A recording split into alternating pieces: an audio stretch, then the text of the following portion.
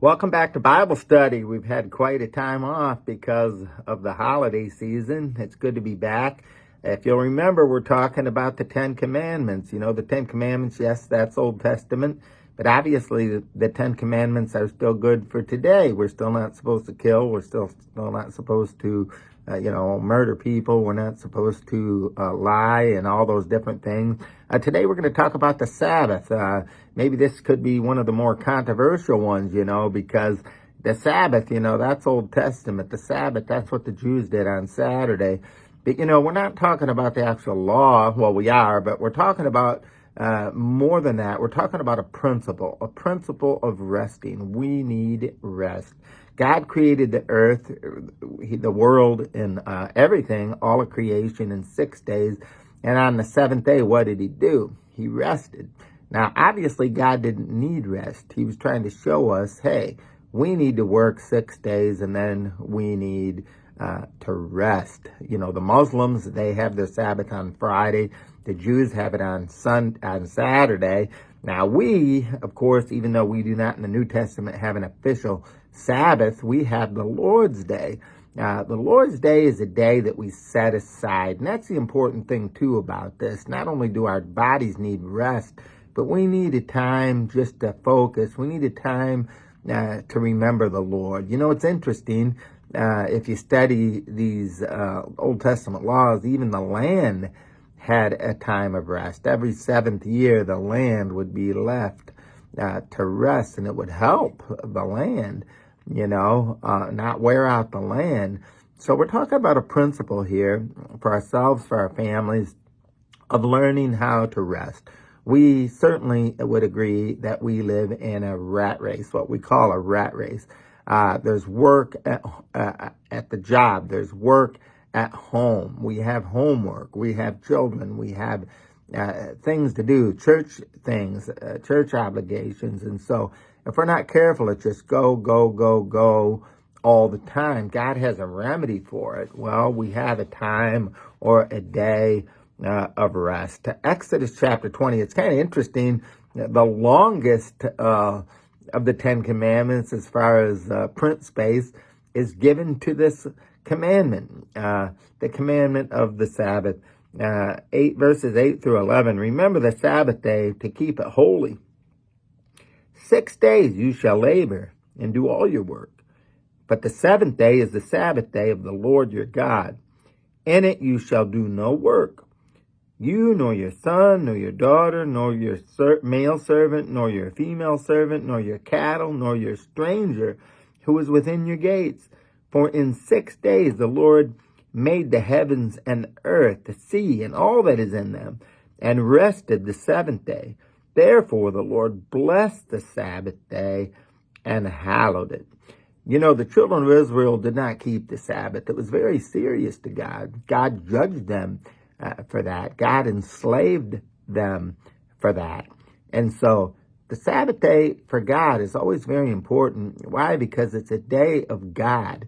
It's a day of when we say time out to the flesh, we say time out to the spirit, to our emotions, and we refresh, we recalibrate, we refocus. And it's important to do that, very important to do that. If we don't do that, guess what? We're going to have what we call burnout. And that's what people do. They just go. Remember the old-time commercials about the Energizer Bunny? He keeps going and going and going. Guess what? We're flesh. We're not the Energizer Bunny. We need rest. If we do not rest, what's going to happen? We're going to break down.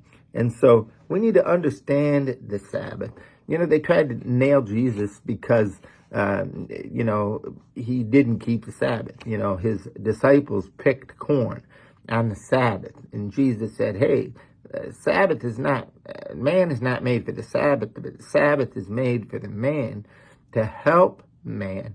So we need to understand the Sabbath. What is it? It's a time of rest. It's a time of not working. It's interesting that in the Old Testament, when the people of God were wandering in the wilderness, God fed them. It's interesting. What did he do? He rained manna from heaven 6 days, right? On that 6th day, he would give a double portion, get double. Why? Because on the Sabbath, you're not supposed to get any, Why? Because you get enough for the Sabbath day. Now, any other day that they took extra, it would rot and spoil, stink up their tent. But you know what? God said you get enough for the second day. Why? Because you need to have a day of rest. Very important. And so the Sabbath comes from the Hebrew word Shabbat, right? Which you all knew that, right? Which means to cease or desist. It means all cessation of work.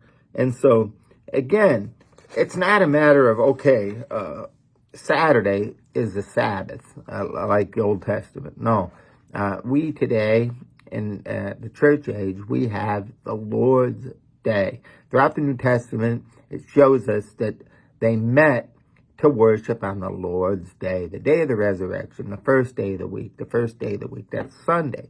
So that's a day that we rest. You know, back in the day, they had what's called blue laws. I don't know if you ever heard that terminology, but the stores would be closed, everything would be closed. You know, then there were some lawsuits and everything, and they changed that. But you know what? The Supreme Court actually upheld that companies could stay closed on Sunday, not necessarily for religion, but to have the employees have a day of rest. And so the blue laws used to be a thing, if you remember that. Now, today, unfortunately, Sunday is just like Saturday to most people, except it has, you know, the NFL. And so Sunday is a day for a lot of people just to run, do all the things that you want to do. And sadly, we have forgotten the Lord. Just like the children of Israel did, they forgot the Lord. God said, hey, I'm going to cause you to remember me. And he put them in Egypt for a long time. Said, now you're going to remember me. And so we don't need, hopefully we won't need God to do that to us. So on our own, of a heart for God, we need to set aside a time for God. Again, the Lord's Day for us in the New Testament. And so Colossians chapter 2, verse number 16, so let no one judge you in food or in drink or regarding a festival or a new moon or Sabbaths. Catch that. Which are a shadow of the things to come, but it is the substance of Christ. Again, God's showing us here, it's not about the day, it's about a principle. It's not a matter of which day, but it's a day of setting aside to the Lord. All right. Romans chapter 14, verses 5 and 6. One person esteems one day above another esteems every day alike. Let each be fully convinced in his own mind.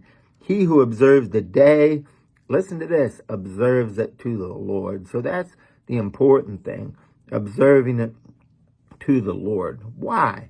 Well, in the Old Testament, it was rest, it was worship. Guess what? In the New Testament, today for us, the Lord's Day, it's about rest and about worship. So the Lord's Day, yes, it is about resting, but it's also about worship. And so Jesus, again, God means it for our own good. It's to help us. Again, the Pharisees, they tried to slam Jesus for picking bread, his disciples picking corn, and gathering corn on the Sabbath. And Jesus said in Mark chapter 2, verse 27, I said this earlier, but the Sabbath was made for man, and not man for the Sabbath. Okay? So what is the Sabbath for? The Sabbath, again, is for rest. It's for worship. It's to draw us closer to God. And it's to help us to prevent burnout in our flesh, in our spirit, in our mind, because our mind needs rest, you know. It's important. So we need to understand what the Sabbath is, all right? It's a principle. It's about setting aside a time to rest. It's about setting aside a time to worship. Not only do we need to do this as adults, but we need to teach our children the importance of rest, the importance of giving time to God. You know, if we don't do that, we're going to regret it down the road as our children grow older. But God says to remember the Sabbath, and it doesn't end there. He says, and to keep it holy, right? How do we keep it holy? Well, we simply remember its purpose, right? To use it as God intended it to be used. And how did God intend it to be used? A few things. To rest my body. We've touched on that many times. To rest. Again, God created everything 6 days. On the seventh day, he rested. He didn't need to rest, but he did rest. And he did that for our example, to show us, hey, you work hard for 6 days, but we can't keep going and going and going and going and going. We're going to crash and burn. God says on the seventh day, you rest. And not just rest, but what? To remember the Lord, to worship the Lord. And so those are important. We shouldn't just push ourselves. We all have goals and careers. People, even pastors, they just want to go, go, go. I remember when I was younger. I'm older now. I got this gray, white, I don't know. But I'm old now. Older, 61 years old. I came to Lehigh I was 37 years old. This year it'll be 24 years. I can't believe I start my 25th year here in June. And I'm excited about that. But I moved my family here and we just hit the ground running. Just boom, boom, boom, boom, boom. Busy all the time. And so I'm still busy, not as busy as I used to be. And I'm thankful for that. But we have to be careful about going. We need to come apart. A preacher friend of mine used to tell me, Butch, you need to come apart before you what? Come apart. And, I would always kind of blow that off.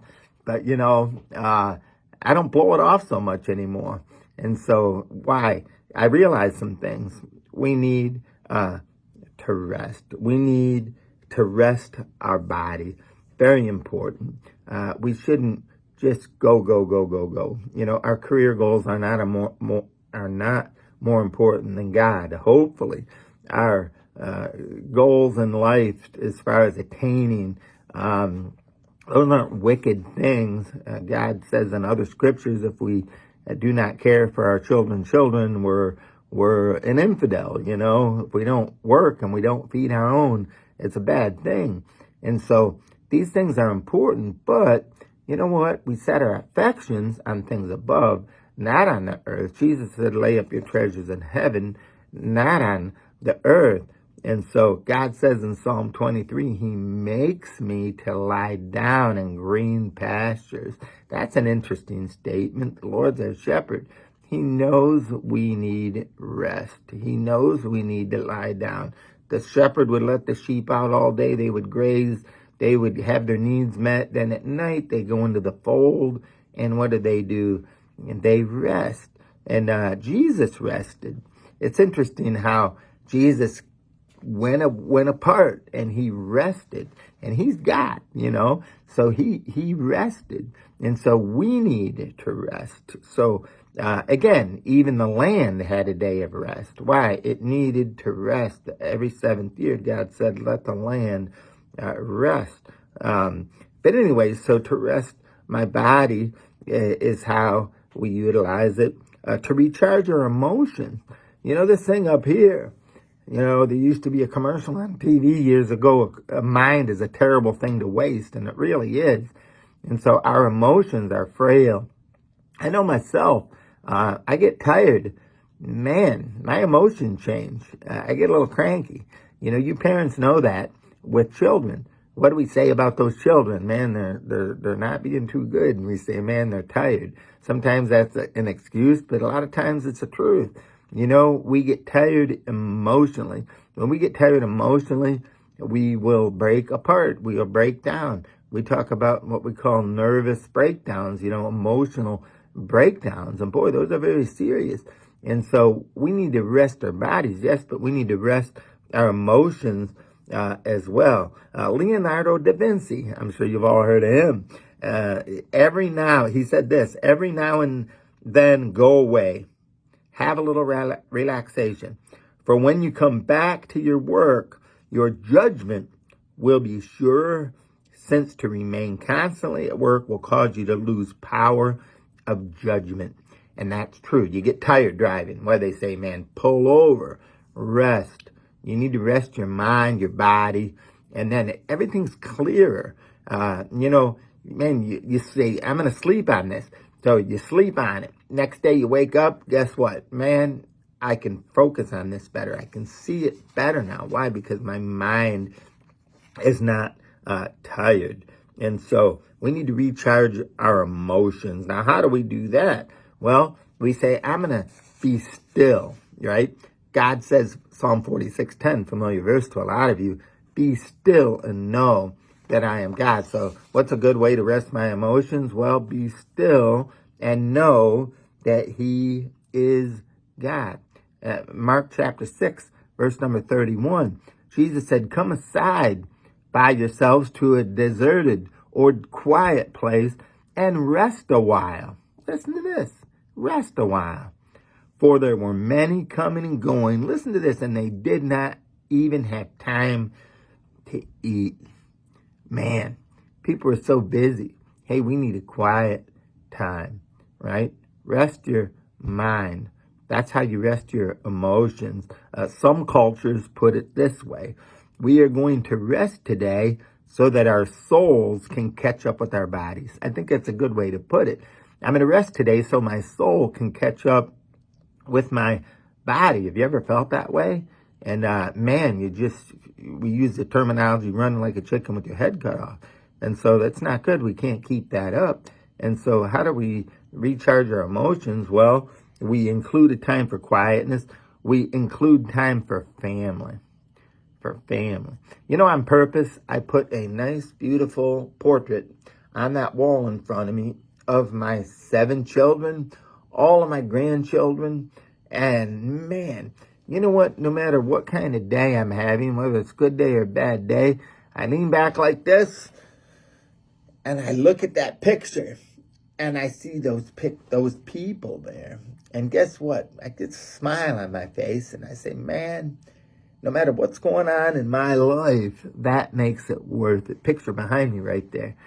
Josie, man, she's my whole world. I mean, we've been through thick and thin together. We've been through so much together. Right there, I got my mom and dad. Man, I'm going to start crying if I talk about that. This month, my dad will be 84 years old. My mom will be 82 years old this month. And wow, man, our family. Include time for your family. You know, you can't take anything with you to heaven, but guess what? In heaven, we can have joy with our family. And that's the one thing we can take to heaven. We go to heaven together. We see our loved ones. I think about David. He lost that little child due to his sin with Bathsheba. And he said in his prayer after the baby died, he said, the baby can't come to me right now, but one day I'll go to him and I'll be with that baby. And we see that throughout the whole scriptures, you know. And so what a joy that is, that happy reunion to meet our loved ones in the air one of these days when we hear that trump of God sound. So another way to recharge our emotions, not only to have some quiet time, you know, and boy, we could talk more about that. You know, we don't like quiet. We like noise all the time. Even when we go to sleep, we got to have that noise. Even to help put us to sleep. We have noise machines to help put us to sleep. Different sounds, ocean, running water, whatever. And that's just the way it is sometimes. But we need to be still. We need to have quiet time. We need to have family time. You know, Ecclesiastes 9:9 says, enjoy life with the wife who you love. Enjoy time with your family. You know, I look at that picture right there. My boys are living in different states, you know, 3 out of the 4. And my daughters are local for now, you know. My granddaughter Allie getting ready to move to California. Can't even believe it. And so I'm going to try to get some lunch or dinner with her soon this week. But man, what I'm saying is we don't know how much time we have. And there's a lot of people out there, maybe some of you say, man, I wish I had one more day. I wish I had one more hour. So let's use the time that we have. We should not get so busy in our career, even so busy at church for that matter, you know. And sometimes church culture can be toxic. And, you know, I've been involved in that. Sadly, I've pushed some of that in my time. And so, yes, we do need to have time for God, but we need to have time for family. Very important. Took me a long time to figure that out, sadly. But anyways, include time for fellowship. We need each other. You know, this thought process of just me and mine, man, that's not biblical, first of all. God says, don't forsake the assembly of yourselves together, as a matter of some is. But guess what? We need each other. We need that fellowship. You know, that's one thing about technology that is not good. I don't have to go to church. I can just listen to my favorite pastor. I can join in with my favorite church, you know, right on my couch. And man, that's okay if you're sick or if you're incapacitated, but God made us to need fellowship. You know, early church, when God was blessing unbelievable, they continued steadfastly in the apostles' doctrine and in fellowship and in breaking of bread and in prayer. Four very important things that we need in our lives. We draw strength from each other. And so what do? Don't forsake the assembly of yourselves together. Why? Because we need that encouragement of each other. And so we need to fellowship. So that's how I can refresh my mind, my emotions, re-energize my emotions, is by including a time for quietness. Be still. Know that I am God. Include time for your family. Include time for fellowship. So important. So what do we need? We utilize the Sabbath or the Lord's Day by resting our body, by recharging our emotions, by refocusing our spirit. You know, Sundays are primarily a time of worship. I love Sundays. I do. Man, I've been in the ministry now 39 years. Unbelievable. I mean, next year will be, this year will be my 40th year. Man, I lose track, you know. Graduated from Bible college the fall of 1985, and I started working, or the spring of 1985, I started working for my first church. I've worked for two churches in 40 years. My home church in Michigan, and then here. And so, man, it's been quite a journey. And so it'll be 40 years. I heard you believe that. But Sunday is the time to refocus. And I still enjoy church after 40 years. That's why I said all that. And so church is a time to recalibrate. It's a time to refocus. And it's very important. So we're out there in the world, and man, we're just like a pinball in a pinball machine. Bing, bing, bing, bing, bing, bing, bing, bing. And then what do? Time out. You know, I leave all that hustle and bustle. I come into the church house. What do? We sing praises to God. We worship the Lord. We open up the Word of God. Preach His Word. We fellowship. We sit around, talk, have a cup of coffee, right? Laugh together, cry together, pray together, all those things. Very, very important. So we need to refocus our spirit. You know, Sunday is a time of refocus, reevaluating our spiritual walk. You know, what if we teach our children that Sundays is all about sports, football, baseball, all these kind of things, picnicking? No, that's family. We need more family time. And that could be true. So you take some more time. But boy, don't get caught up in this thing where we just forget about God and we just put God on the shelf. Keep in mind, He gave us eternal life. He gave us His everything. And so we must not get caught up in this mindset that, you know what, and this is my day. This is the only day I have, you know, and I understand that. So we need to take some days off, some times off, some Sundays off for that matter. That, man, don't get so wrapped up into it that we forget that God has given me my life. He's given me my salvation. He's given me my job. He's given me my mind. He's given me my health. He's given me everything. How can we just totally forget the Lord? And by doing these things, what do? We show our children that God's not important. That, you know, we put God over here, and if we have time for God, then we'll do our church thing. But if not, then we don't have time for it. And so we just need to make it a part of our schedule, unless we're vacationing or having family time or whatever. Now, why does God tell us this? Because he made this. He knows how frail it is. He knows our frame. He knows that we are just dust. So he has the owner's manual. You buy something, you get an owner's manual. What does that owner's manual do? It tells you how to get the most out of what you just bought, whether it's a car, air conditioner, or whatever. Now, what are you going to do? You buy this air conditioner, you find out, man, it's not working right. I've had it, and it's not working right. But, you didn't read the manual. Hey, there's a filter in there. If you don't change that filter, it's going to clog the airflow, and this air conditioner is not going to work. What happened? You failed to follow the owner's manual. And so, man, I've had these things happen to me. I'd be too embarrassed to tell you some of the things I've ruined because I did not simply follow some simple instruction. God has given us some instructions. Hey, you want to survive in this world physically, mentally, spiritually. You need to come apart, just like that preacher told me, or you're going to come apart. And it's important for ourselves, important for our families, important for our marriages to have a date night, have a time away. But you know what? We can't get so wrapped up in times away and family time, that we forget about the one that's given us life. We forget about the one that's given us our family. And so we have to be very careful about that. God deserves preeminence. Paul said it.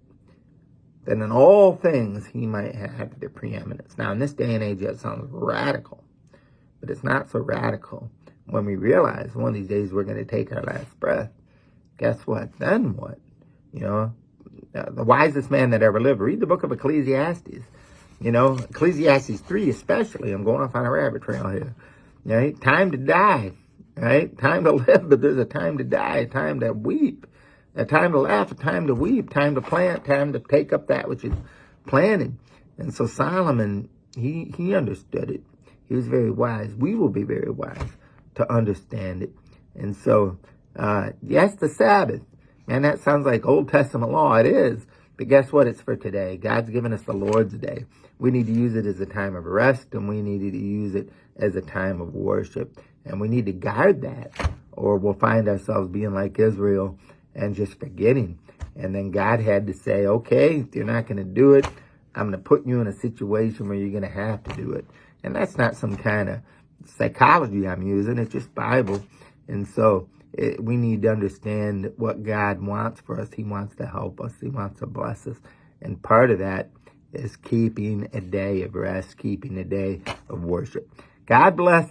Have a wonderful afternoon, evening, whatever it is for you. And I hope to see you on Zoom tomorrow night. And then the Lord's Day on Sunday. I'm excited about Vision Sunday. It's going to be a unique service this Sunday. I hope to see you. God bless.